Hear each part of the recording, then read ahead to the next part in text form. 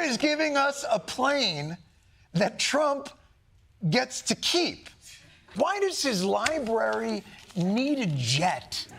It's a little bit more complicated than that. His hypothetical library isn't getting a jet. His private presidential foundation is.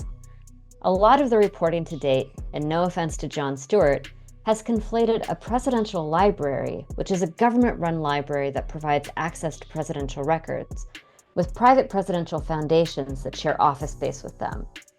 The jet would go to Trump's presidential foundation, a private entity, and Trump would be allowed to do whatever he wants with the plane. I get a jet, and that's it. I get a jet. Sounds sketchy? It is. There's a lot of confusion surrounding presidential libraries and foundations. Part of this is because presidential libraries have gotten so expensive to build that the government relies on presidential foundations to raise the money to build them. The government libraries are then housed on the same campuses that have offices for the private foundations. Some private foundation employees even have government emails. To make matters more confusing, there are virtually no rules for disclosing financial contributions to presidential foundations, which allows donors to skirt campaign finance rules and would allow Trump to solicit almost unlimited funds from anybody. Foreign entities historically are large donors to presidential foundations, both Democratic and Republican.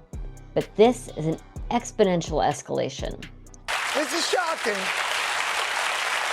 This is shocking. Now, you might be wondering how Trump is justifying all of this.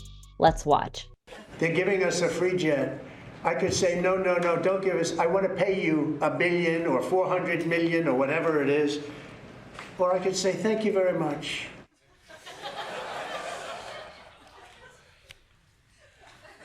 It's not a free jet.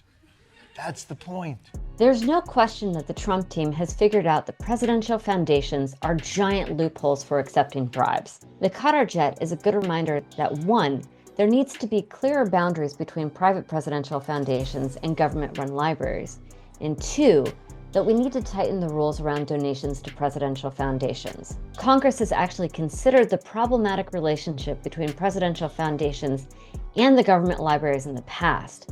And if it's remotely serious about fighting corruption and not giving Trump an easy out for accepting bribes, then Congress needs to get serious about closing those loopholes. If you'd like to know more about this, visit our website at freedom.press/secrecy.